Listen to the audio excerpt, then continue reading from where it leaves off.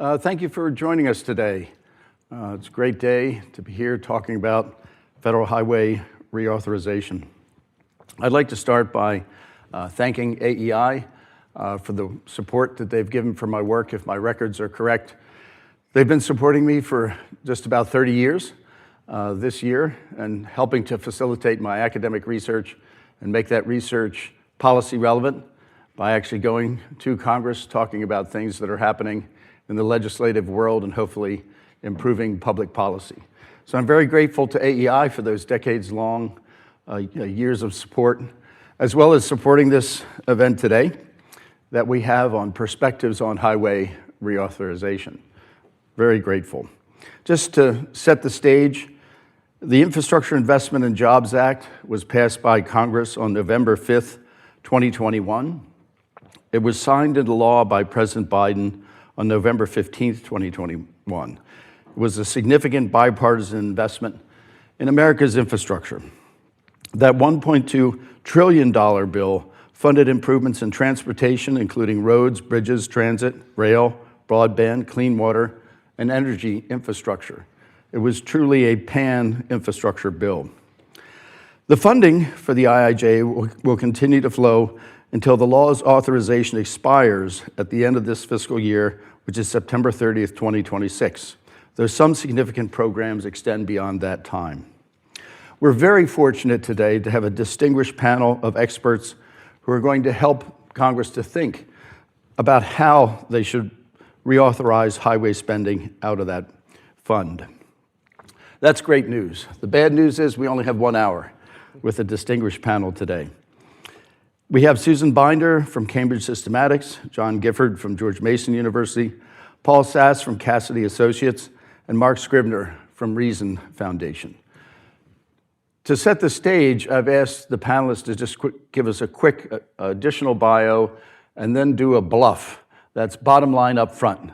So the bottom line, if you have one major suggestion that you would have for Congress as they reauthorize highway spending, just in a few quick sentences, give us that bluff. I want to start with Susan, and I want to publicly thank Susan for being the executive director of our commission, the National Surface Transportation Policy and Revenue Study Commission that reported to Congress in the summer of 2008, Susan. I never publicly thanked you, but you did a great job herding cats, as they say, on that commission. So Susan, we'll start with you. Give us just a quick additional bio and then your bluff. Sure. Thank you, Rick. And the commission was a career highlight. It was a great opportunity. Very little bit about myself. I lead Cambridge Systematics Federal Market and Transportation Policy practice. But most of my career, was in public service. I worked for the Federal Highway Administration. I led as the career lead for the Office of Policy for Federal Highway. I was division administrator, that's the field delivery arm of Federal Highway for the state of Maryland, and continue to conduct policy research. I also served as professional committee staff in both the House and the Senate Environment and Public Works, and House T&I. So that's sort of unusual, bicameral, bipartisan, a little different, but very important aspects, I think, to contributing to my perspective. Trends in reauthorization we want to talk about. I have done more surface reauthorizations than I care to admit, this one of the luxuries that we have in surface transportation is an expectation that we have a comprehensive piece of legislation.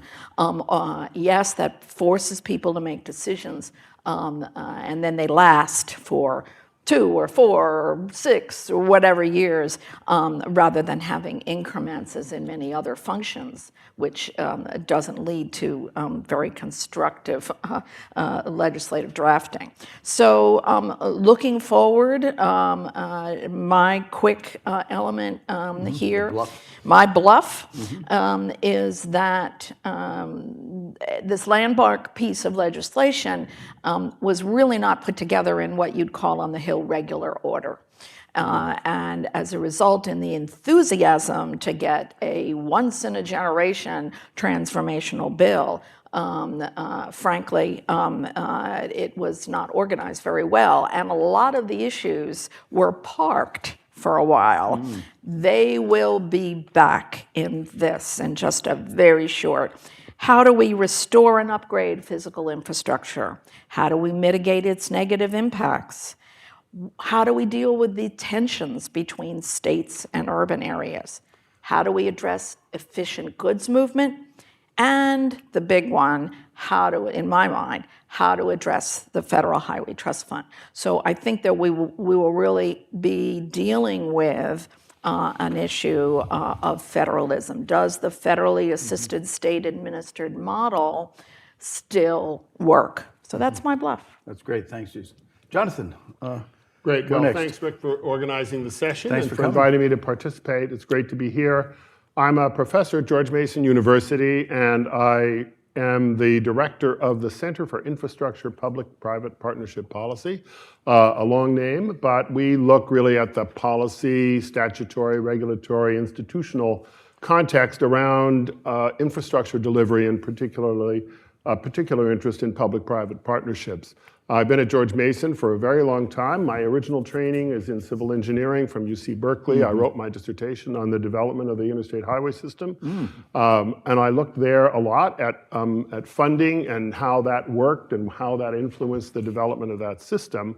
And I think, as the funding picture changed in the 1990s and the early 2000s, I developed an interest in alternative delivery and alternative financing that has really motivated me for the last couple of decades. So my bluff would be double down on the user pays principle. One of the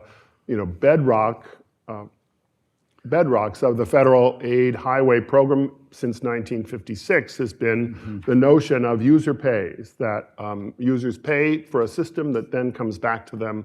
It's not only important because of raising funds, but it is also important in letting decision makers recognize how people value the services that our infrastructure provides. And so I think we've, in the last several reauthorizations, moved further away from that. It relates to Susan's point about the Highway Trust Fund and trying to restore integrity to the Highway Trust Fund. So doing that by looking at revenue mechanisms and by opening up opportunities for states and localities to generate revenue from the services that people value. And often that is roadway-based services of one sort or another. So that's my bluff, and I'm sticking to it. Thanks, Jonathan. Thank you. Paul? Yeah. Bio and bluff. Thank you. Well, thank you for having me this morning. My name is Paul Sass. I'm a senior vice president at Cassidy & Associates. It's a lobby consulting firm in Washington, D.C. I focus primarily on transportation policy. I served 20 years on Capitol Hill as a staffer. The last few of those years was as the staff director of the Transportation and Infrastructure Committee. So I've had my hands in at a higher level on a lot of infrastructure-related items like IIJA, water resources, aircraft certification, Coast Guard reauthorization, rail safety, things of that nature. So have a very broad kind of experience with regards to infrastructure and saw kind of how things came together, how that worked and what didn't work. And so I think my bluff is, historically looking at past highway or surface transportation reauthorizations, it's hard to do these things on time. I think over the last 25 years, they've all needed some sort of like short-term extension of one variety or another. And so I'm here to talk a little bit about how this year might be different and kind of drill down a little bit into the dynamics of why I think that, despite kind of the historical perspective there. So thank you. Thanks, Paul. Mark? Well, thank you, Rick, and thank you, AEI, for hosting us today. My name is Mark Scribner. I'm Senior Transportation Policy Analyst at Reason Foundation, which is a public policy research and education organization. And since our founding in 1978, transportation has been a major focus. So with this reauthorization, we at Reason have produced a number of recommendations on what we think should be in this bill. But I kind of want to talk about what my bluff is, Rick, and that is I think this upcoming reauthorization may be the last that Congress can avoid addressing some of the major and growing structural issues that I think we're going to talk about. And I say this because while we may see some new modest sources of revenue this time around, everyone expects the Highway Trust Fund is going to require, again, a substantial general fund revenue bailout. And I think the bailout politics that have sustained these programs for the last couple decades now, I think this picture is going to change dramatically by the time we get to the subsequent reauthorization. This is because, assuming this is a 5-year bill, this would take us through, if it's done on time, this would take us through fiscal year 2031. Well, in 2032, the interest on the national debt annual payments are expected to rise to $1.5 trillion, and Social Security, retirement, and Medicare Part A are projected to be insolvent. So with the prospect of transportation infrastructure competing against entitlement programs in a constrained fiscal environment, I think it's unwise to expect that the bailout-driven status quo can continue. So I think the Congress is likely to punt again on these major structural issues, but I think it's imperative that they begin preparing for a surface transportation fiscal reckoning by working to identify new highway user revenue sources and potentially rethinking the federal role. Great. Thanks, Mark. That's terrific. So I want to pick up on a theme here and maybe set the table and then maybe continue to go in this order or have a discussion. But I kind of have to circle back to the federal role that we discussed so intensively for months on the commission, which is coming up here. Maybe set the table a little bit, and then we'll get into NEPA and PABs and other things. But the United States made this decision to fund our roads and highways based on cents per gallon fees, going back to President Eisenhower. States had it prior to that, as I'm sure you know. Oregon was a leader in that. And the last time the federal gas tax was raised was famously 1993, and it's currently 18.3 cents per gallon for gasoline and 24.4 cents per gallon for diesel. And it has not been increased then. It's not indexed to inflation.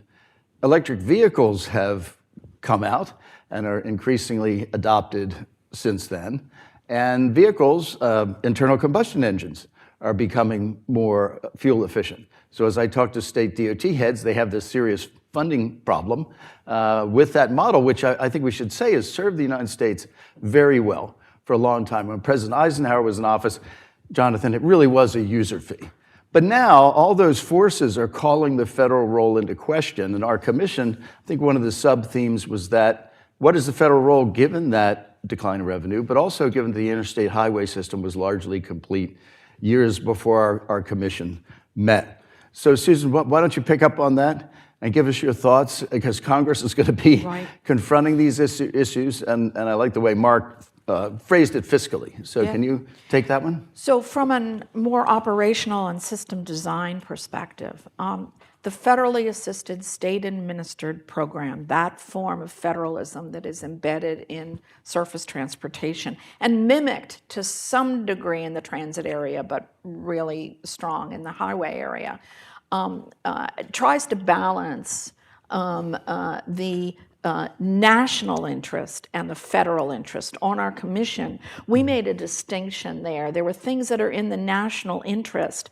that the federal government doesn't have to do itself, but it can establish things that set up for the country national quality service from surface transportation. So for example, we may have borders of states, but goods movement, the obvious example, is at I would dare say, a continental scale as well as a national scale.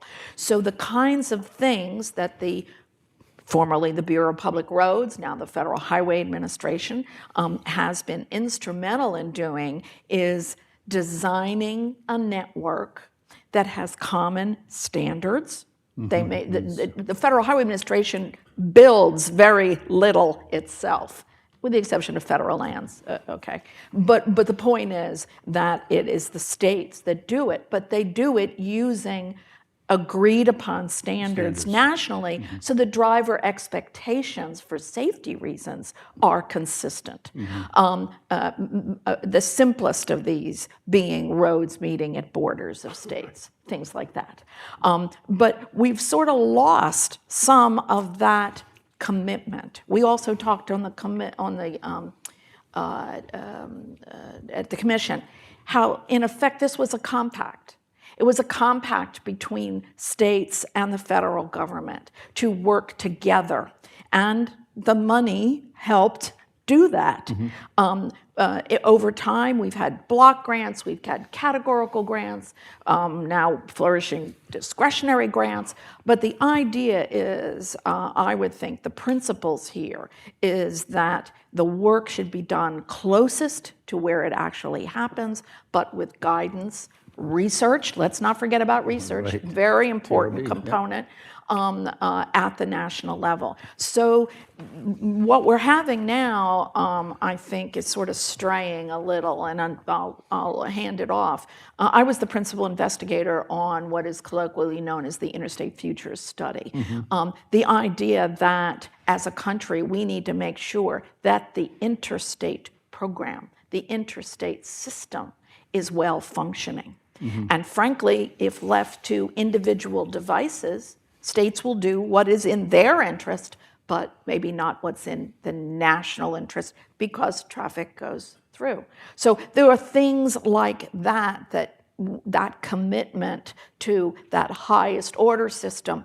Leave the neighborhood streets, leave the local arterials, leave those things more to the locals. That tension of how much does the federal government do and require, regulate, as opposed to the federal government, is always there. It is always evolving.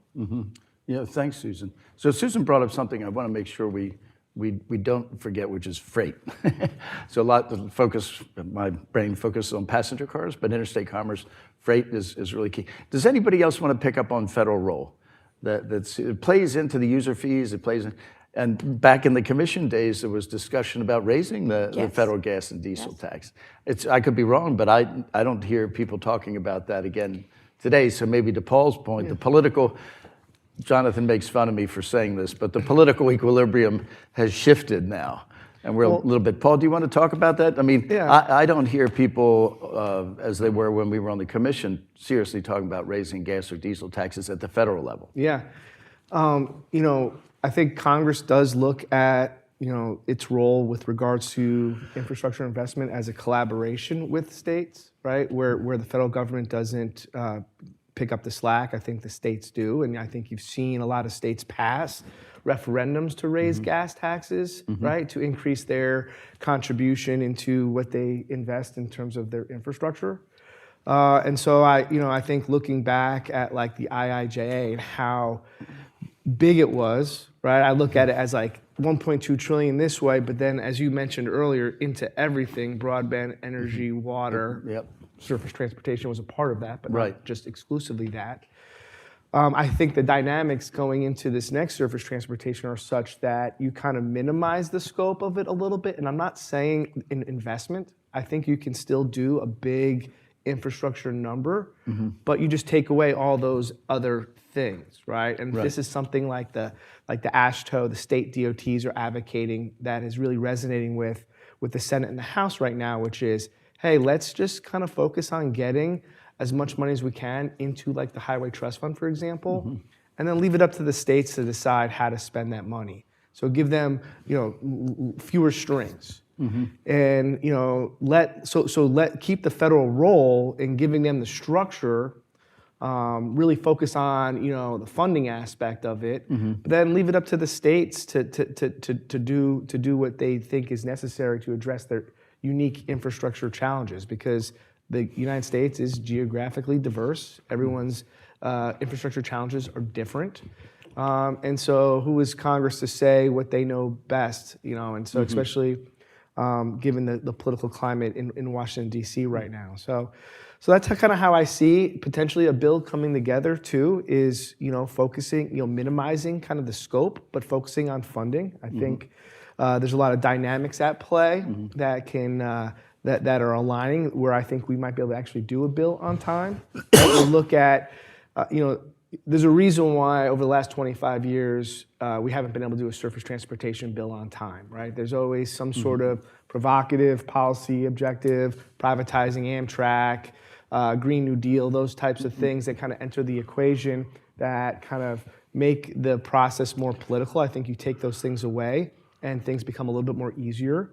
I also look at the players that are involved and their motivation to get a bill done. In the House, you have partners in Chairman Sam Graves and Ranking Member Rick Larsen, who have just shown us that they can do a big infrastructure bill with the Federal Aviation Administration reauthorization. I think that's going to be a template to how a bill gets done for surface transportation in 2026. You have a senator and Shelley Moore Capito that did IIJA in a bipartisan way, so she actually has that bipartisan experience. I think you look at Senator Whitehouse, he's got 1 year left before he moves committees. So I know he's got some concerns with the Trump administration and their commitment to listening to Congress and following Congress's direction. But he's got 1 year, and I think he is motivated to kind of leave his impression on a big surface transportation bill. And lastly, I would just highlight the fact that the wild card here, in my view, is President Trump. Right? At what point does President Trump come out and say, I want to do an infrastructure bill? Kind of makes sense. He did it before, he failed at it, so he's probably motivated to try to do it again. I think he's looking for some sort of domestic policy win. He's really focused on healthcare right now. That's really hard. So I think a pivot, maybe not a pivot, but I think he'll start looking at infrastructure as maybe an opportunity to highlight a domestic, or focus in on that as a potential domestic priority, which addresses some of the things he cares about politically, like affordability. So I think the dynamics are really unique this year, in 2026, where despite kind of those historical trends, we might be able to get a bill done. So fingers crossed. Thanks, Paul. So I do want to extend that because it plays into the funding question. The federal role in funding issues are intimately interacting. So Jonathan, you brought up user fees, and as an economist, I love user fees. And so for the reasons I outlined, we hopefully agree that per gallon gas and diesel taxes are not a sustainable funding source for the long run, because what you pay, it depends on the burning of fossil fuel. And also, as an economist, they're regressive, right? People with Teslas and so forth are disproportionately higher income people, and they're not paying. So we've seen states, like the state of Oregon, I always go to with its Origo program, shifting from a state per gallon tax to a road per mile fee, a RUC. Some of us call it an MBUF, or a mileage-based user fee. And I wonder, maybe Jonathan, if you could talk a little bit about the prospects for moving, what would an ideal funding source be in your mind?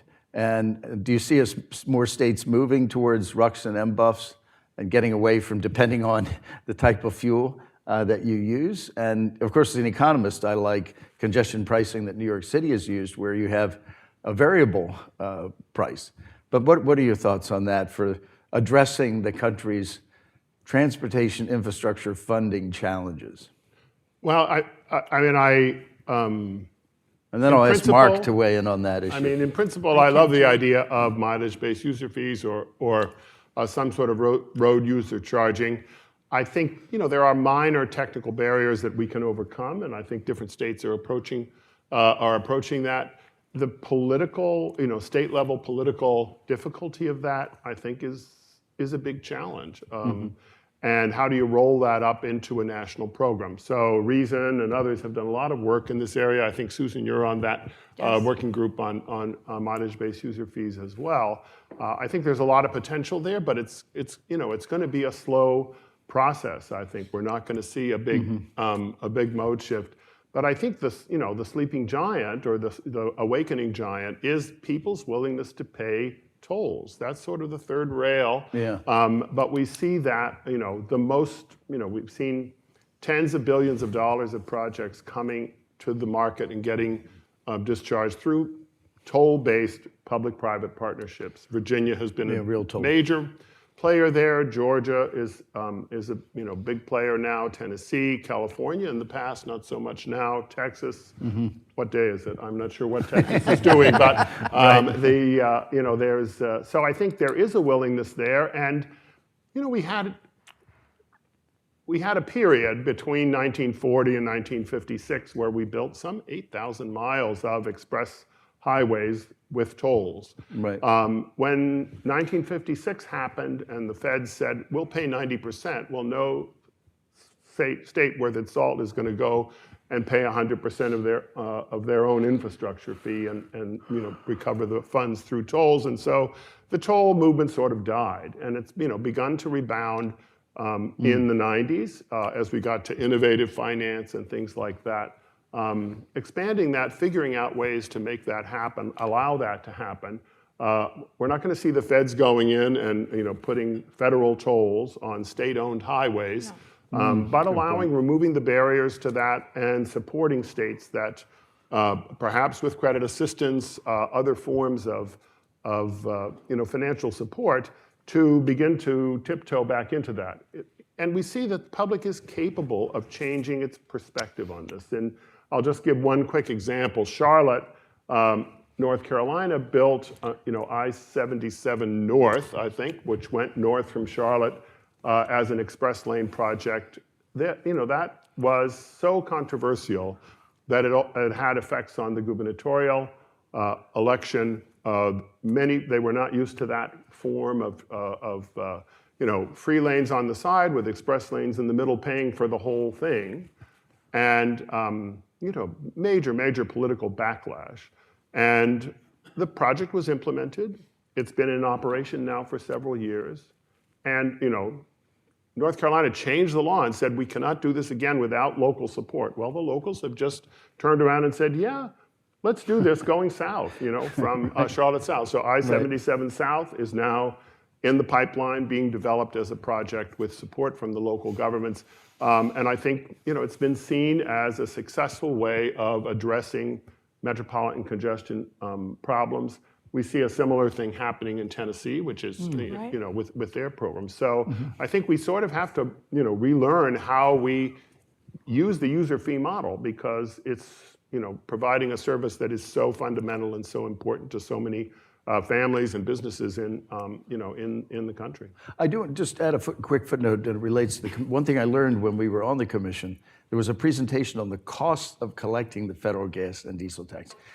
I had some criticism, but it's a very efficient tax to collect. Yes. The costs of collection are low, right? And maybe relative to a state RUC or MBUF. We should just keep that in mind. I just want to have that on the table. Can we go to Mark? Because I know I would just say the barrier free or the all electronic tolling is not as cheap, but it's a lot cheaper than having people stop at toll booths and all. Yeah. But that is now standard fare. It's not on every toll road, but it's on almost all of them. And it's getting better. The technology is making it better. Mark, fire away. Yeah, and I think, well, the reason why it is so cheap to collect is there's only a few hundred federal fuel taxpayers. This is all collected at the rack, at the bulk storage facility, where it comes out at wholesale level, and it's taxed before it ever gets to the gas station that you buy it. So having a few hundred taxpayers, a lot easier than having a few 100 million taxpayers with accounts. But to Jonathan's point, I do agree that tolling is the answer right in front of us in terms of getting moving from per gallon charging to per mile. Tolling, all electronic tolling, readily available, increasingly popular, especially in these fast-growing states. And I think it will help get Americans accustomed to paying for roads just like they pay for other utilities, their water and their electric bills. Having these user accounts, I think, with your toll transponder, or in the future with a network-wide mileage-based user fee, I think getting the public accustomed to just even thinking about roads in this way is really important. And yes, absolutely, technical challenges to doing the network-wide pricing. But that's why I think it's important this time around for Congress to reauthorize the technical assistance programs as states are looking to pursue per mile charging, and then hopefully continue and double down on support, or at least get out of the way for states seeking to toll their infrastructure, which tolling itself isn't necessarily an end. It opens the door for much more creative financing and procurement methods, which I think you want to talk about, Rick. So Mark, while we're on this topic, could you talk a little bit about the federal pilot projects? I can't remember the full, and the uptake has been low, and then there is this interstate commerce issue that historically has been a justifiable federal concern. But could you just talk about the pilot projects a little bit? With the mileage-based user fees that have been funded? Yeah. Through. So there's the latest iteration of this. There was the FAST Act was before the IIJA. That first created a technical assistance grant program for states seeking to test out mileage-based user fees as a potential replacement for fuel taxes. IIJA renewed that. It's called the current program's called Strategic Innovation for Revenue Collection, and a couple dozen states have now looked at mileage-based user fees in one form or another. We've got currently 4 permanent programs of various shapes and sizes, the largest being Virginia's, their mileage choice program. So states are slowly moving in this direction, but the bigger problem, Congress has been very, very supportive of this, especially Chairman Sam Graves. He is the chief advocate for investigating long-term solutions, mileage-based solutions to fuel taxes. The problem has been, more than anything, the Department of Transportation. It hasn't been enthusiastic about administering this program, so we've seen a lot of delays in getting the money out the door. And then there's been a lot of criticism in the few selections that have been made. So I think Congress this time around, I think, wants to renew this program in order to find this long-term replacement for fuel taxes. But one challenge Congress faces is how can we get the Department of Transportation to actually follow through on what we're trying to get them to do. So that's been a big challenge. I think the states have been more enthusiastic than the Federal Department of Transportation. What you want to weigh in? If I can chime in on that, I think Mark painted a good picture there. Congress has actually been pretty thoughtful when it's come to vehicle miles traveled or BUFA fees or user fees, right? Like starting with the FAST Act, moving into IIJA, really kind of trying to let the states figure it out and then let them kind of graduate. The laboratory of federalism. That's right. Right. And let those programs, those successes kind of graduate into regional things and then hopefully transition into some sort of federal program. I think that's the trajectory that Congress wants to see that go. Yeah. I think a lot of us in the room would like to see that accelerated because of the sustainability concerns with the Highway Trust Fund. But we talked a little bit about this last week on how sometimes the politics and policy don't align. Right. Right. And I think with the gas tax, a good example of that. Like efficiency-wise, it's great. It's invisible to most users. They don't even know they're paying. That's true. Right. And because of that, it's a very seamless, efficient mechanism. With a vehicle, with a VMT or some sort of user fee of that nature, there's a lot of criticism over, privacy concerns. There's a lot of criticism over or concerns over how it's collected, how visible that is. How is that paired with current taxes? Do we pare those back? Do we leave them? I think most folks think that you gotta eliminate them if you're creating new ones, right? All these things come into play, and I always talk about how raising the gas tax would be the most efficient way to address the Highway Trust Fund. Obviously, car efficiencies are improving, so you're always going to have kind of a declining revenue source, but it's really hard to look a politician in the face and say, I want you to support a tax that's going to be applied essentially, despite the mechanics and the reality, to support a tax that's going to affect every single driver. And Yeah. I think that's why there's Yeah. been hesitation to raise the gas tax. Yeah. They haven't done it since '93. 93. So, that's a big concern. And so Congress has to kind of decide, and have to balance kind of the politics of the situation with the good, sound policy. And sometimes they're not aligned. So what I want to do is go to Susan and then go to one of the online questions and encourage others. I have access to that here and listening online. And if anyone in the room wants to question you. So Susan, Sure. Next. Not to extend this too much, but a slightly different perspective. The idea of the laboratory of the states when it comes to road user charging. I was on Senate staff when we wrote those provisions to create those programs so that they were bottom up. The last thing the country will tolerate is a technocrat at the top saying, this is how you're going to do it. We just don't know enough to do that. But going back to our commission, we said that increasing the gas tax would be an incremental, a short-term solution. Well, how many years has it been? But that those programs that are being endorsed by some interesting bedfellows, IBTTA, the International Bridge, Turnpike, and Tunnel Association, wanting to continue those exploratory programs, Mileage-Based User Fee Alliance. There are people who are coming to a better understanding based on this variety of revenue mechanisms that have been tested. They're all different ones, and each one has its own technological orientation, potential for economies. So I want to call out, for example, Utah, which isn't a pilot. They went right to the program. The question being if they are using a RUC for EVs only, that's very tempting.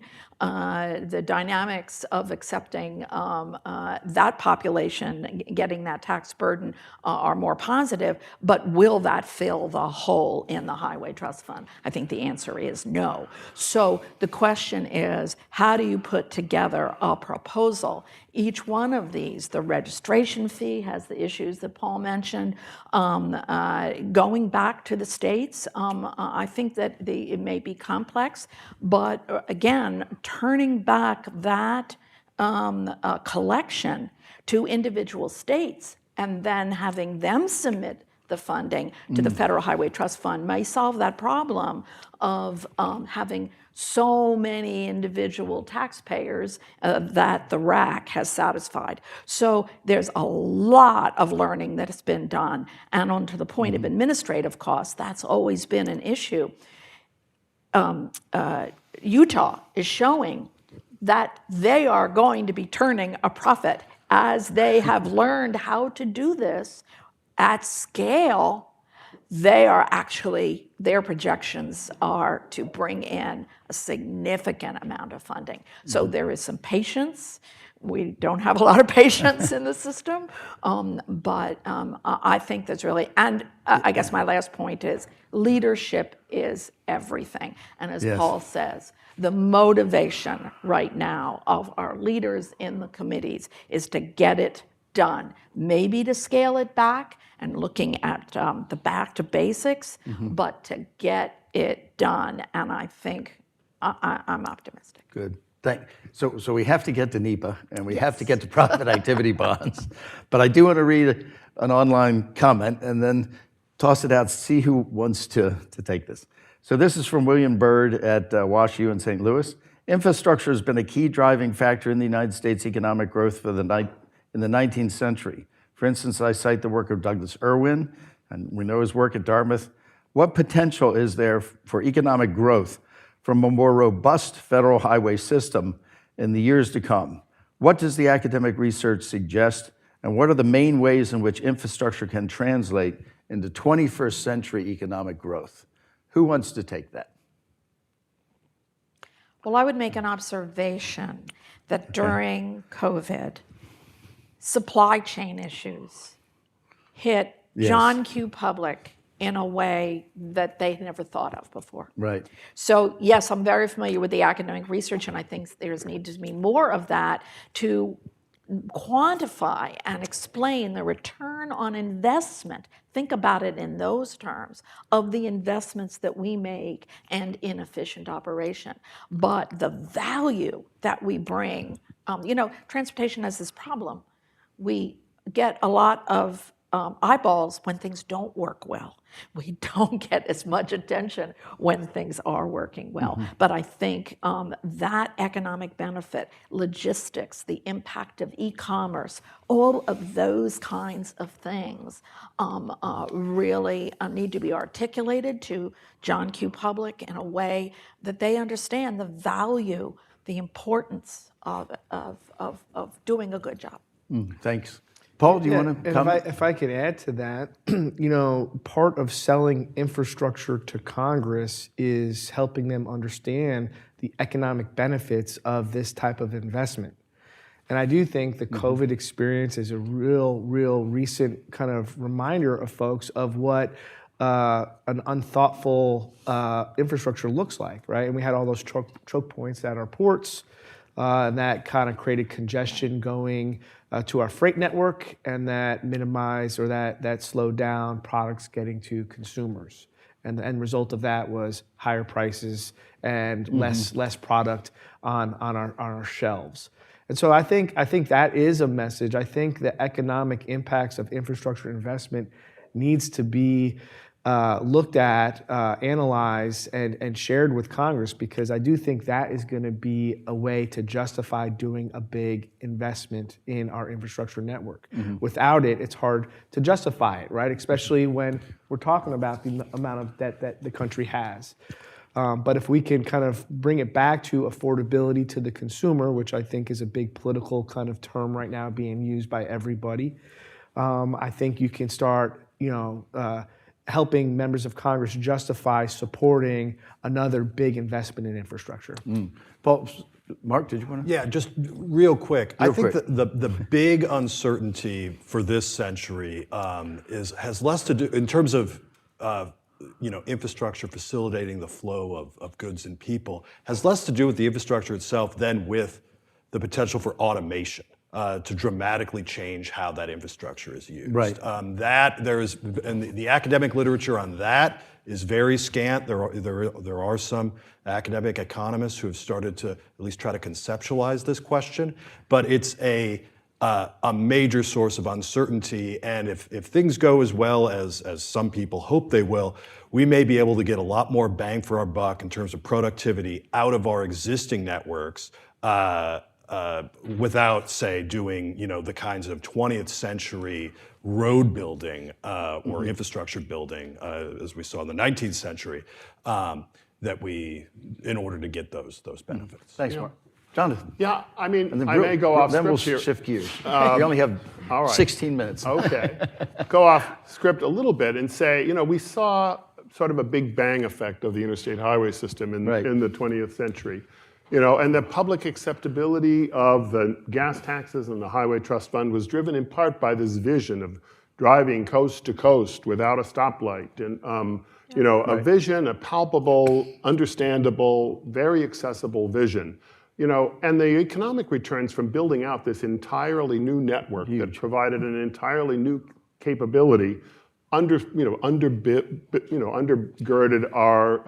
our freight system and our motor carrier system. Incredible. We're not there now. We have a built-out system, and motivating political support for incremental changes to an existing system is just really much harder than motivating a big bang. And I think that's the challenge. Where looking at figuring out how to fill in this system to get the better port connections, how to interstate connections, identifying bottlenecks. It's a much more incremental approach. So it's a different kind of politics and a different kind of public relations than we've seen before. And I could say a lot more about that, but I'm going to turn it back to Rick. So, Thanks. So I want to relate this to the question on growth. There's a literature now in regulatory in economics, regulatory reform and growth. I won't say deregulation, but regulatory reform. So one of the big things I think, maybe this is to Paul's point about politics now, is the National Environmental Policy Act of 1970, which is an umbrella act where there's a whole lot of issues like Native American burial grounds, historic preservation. I don't know if the Clean Air Act is under there, but clean water, the environmental effects of a large project are severe. And it's notorious in the United States now that the time to get permitted under NEPA has gotten longer, it's very slow. And what I think happened in the last round of this, the last administration, was with clean energy projects, there was a frustration that the NEPA process was slowing down wind and solar, and we're having more electric vehicles, right? So this is becoming more important in transportation. And that there's now, I think, some bipartisan support for doing a reform of NEPA. And I wonder if that would, what people's thoughts are on that and whether that's likely to happen in this reauthorization. Paul, I'm leaning on you here. What do you think? Yeah, I think it's a hot topic. Everyone's talking about it. Yeah. There seems to be a lot of interest in doing some significant permitting reform, but the devil's in the details always. Right. Congress is actually looking at a lot of those bills right now as we speak, and I think there's this thought that it could be packaged together maybe with a surface transportation bill to get it done. So a lot of interest across sectors too, but it's been difficult. You know, it was difficult when Biden was president. It was difficult when we had champions like Senator Joe Manchin in Congress. In the Senate, and it's difficult now, and those dynamics aren't necessarily getting easier.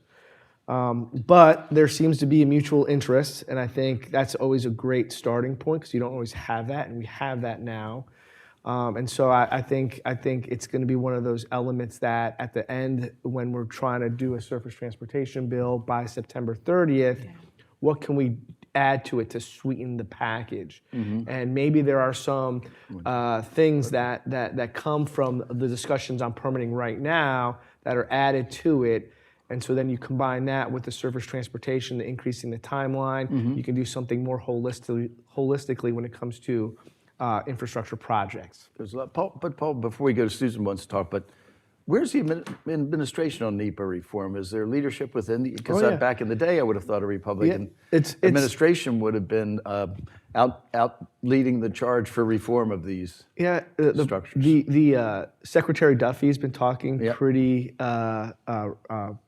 often about the need for NEPA reform. He talks about it in the context of modernizing our national air traffic control system and airspace, right? The challenges it's been with modernizing that. There's some parallels between Highway Trust Fund and some of the projects that the FAA has undertaken with next generation technology that manages our airspace. So there's a lot of discussion about it, but once you ask, beyond I want permitting reform, like people, it gets kind of complicated with judicial review and timeline, and then people start raising concerns about the impacts on the environment, and I think the Trump administration gets a little uneasy with how this might benefit wind and solar. Like there's some politics there too that don't align. But generally speaking, I do think there's interest. They do talk about it. But once you drill below that surface, it's like there's not a lot of people that know what this all means and how it's going to come together. So just in the realm of vigorous self-promotion, I did an event on this very stage before the fall election just on NEPA reform. So there are proposals out there. There's think tanks thinking about different ways we could borrow from civil law countries to reform NEPA. So there's good proposals out there. Susan. So I couldn't agree with you more, Paul. I've been on the point of that sphere. At the top line, there's the agreement. We've had several pieces of reauthorization that have gone for the low-hanging fruit, dashboards and all sorts of visibility, and they haven't really gotten to it. This is an issue where using the political talking points, we can all go to our corners and never get anything done. So I would encourage that this is where the devil is in the details, and getting people together. I've done some work on this with people of goodwill who know not only the NEPA piece, but how it is applied, whether it's siting electrical grid issues, whether it's highways, whether it's other forms of public infrastructure. Let those people work together, get the details so that what comes out is effective. Great. You're the last one. I want to go to an online comment. Yeah, real quick, I think the surface reauthorization presents a great opportunity to bring as many different asset classes involved into this discussion as possible, because that's what I think was missing when we were focusing on clean energy. And as Paul mentioned, there are some conservative Republicans who are opposing NEPA reform as it applies to clean energy.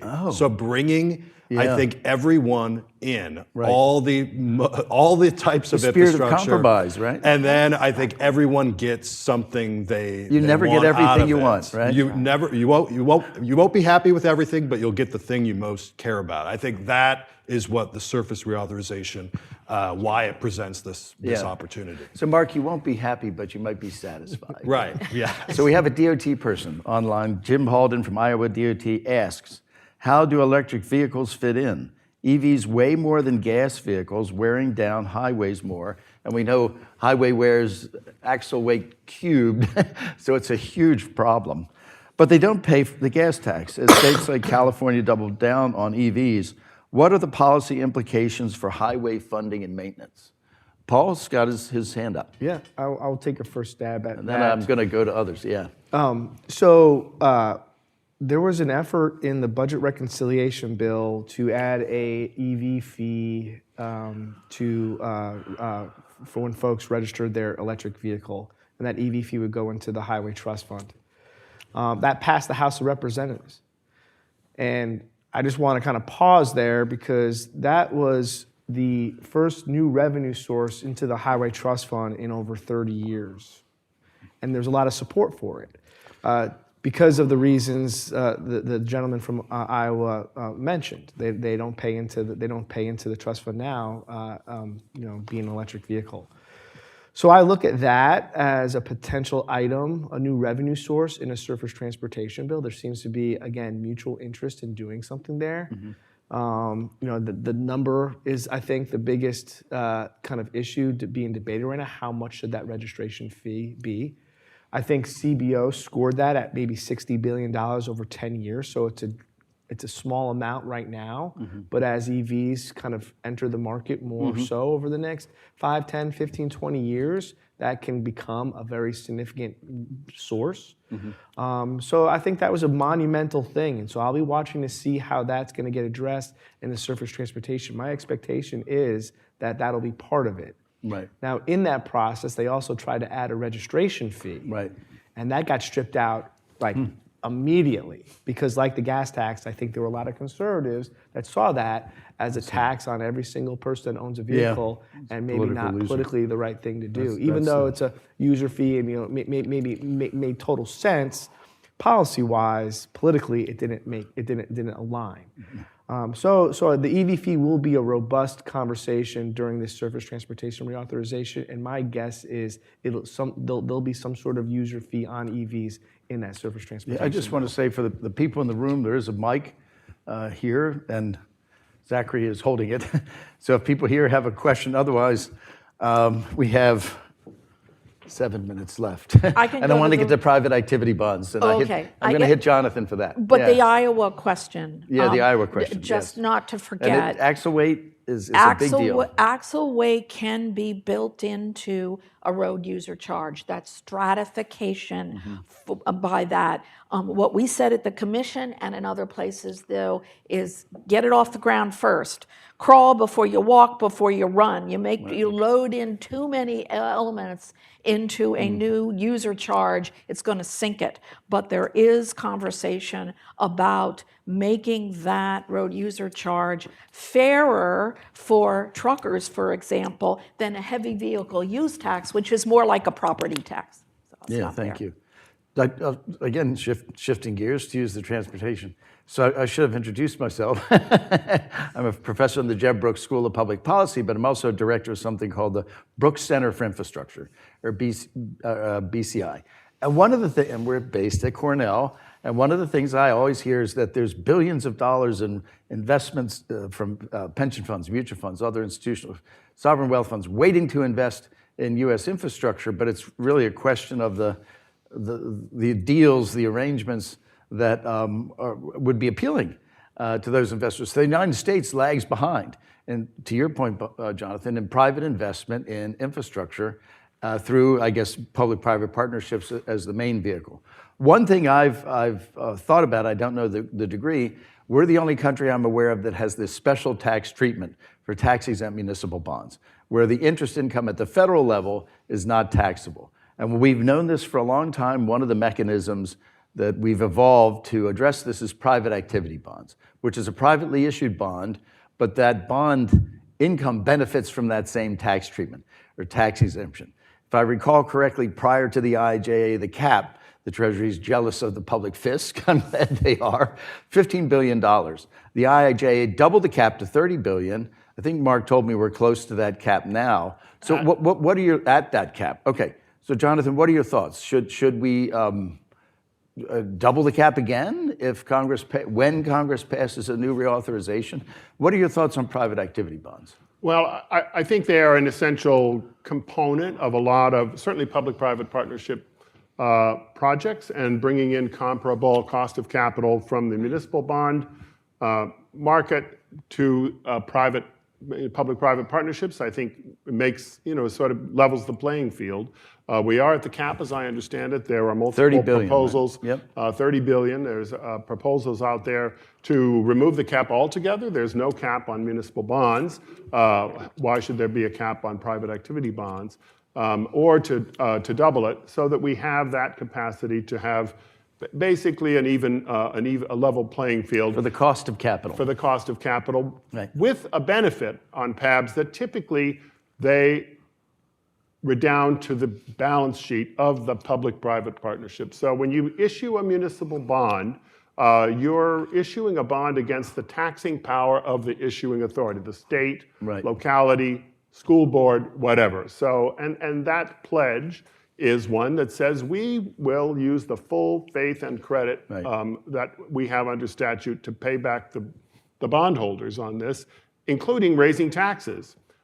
So there's a lot of retained risk by that issuing agency. Right. With private activity bonds, those are, private activity bonds, they're typically, the risk resides with the public-private partnership, not with the public entity. So it's yes. not only cost of capital, it's also risk reallocation, which I think is an unappreciated but extremely important element of the picture. Great. We have just about 3 minutes left. We have one question from the audience. And good morning. Thank you all for being here. My name's Alex. I'm a grad student at Georgetown. Should advocates for public transportation in Congress leverage their votes for highway reauthorization and a surface transportation bill pending public transportation systems in this country get adequate funding? Transit, who wants to take it? I would say there's a lot of discussion about transit and the federal role that what the federal role should be. But we talked about the dynamics that are at play in order to get a bill done on time, right? And in years past, when you do something controversial, like let's say, for example, eliminate the Highway Trust Fund's contribution to mass transit account, you lose all your Democrats, right? Hard stop, the bill doesn't happen, and we're gonna do another extension year after year until they revisit that decision. So say what you will about the federal role in mass transit, it brings an important kind of group to the table, that's the Democrats, right? And so I think you'll see with this next surface transportation bill, a bipartisan bill, and in doing so, no major changes to the mass transit account, just because you lose Democrats when you do that. So you can debate the policy all you want, but the coalition of members of Congress needed to do a bill this big on time. Will break up if you start tinkering with the mass transit account. So. The administration, just one last point, the administration has been targeting a lot of transit agencies for their inability their inability to focus on, transit worker safety and transit rider safety, and they've been highlighting that and they're making a big political issue over it. So they've been raising this issue quite a bit lately. So I think you'll see some reforms maybe with regards to how we protect our transit workers and things of that nature. But I don't think you're going to see any major cuts to that account.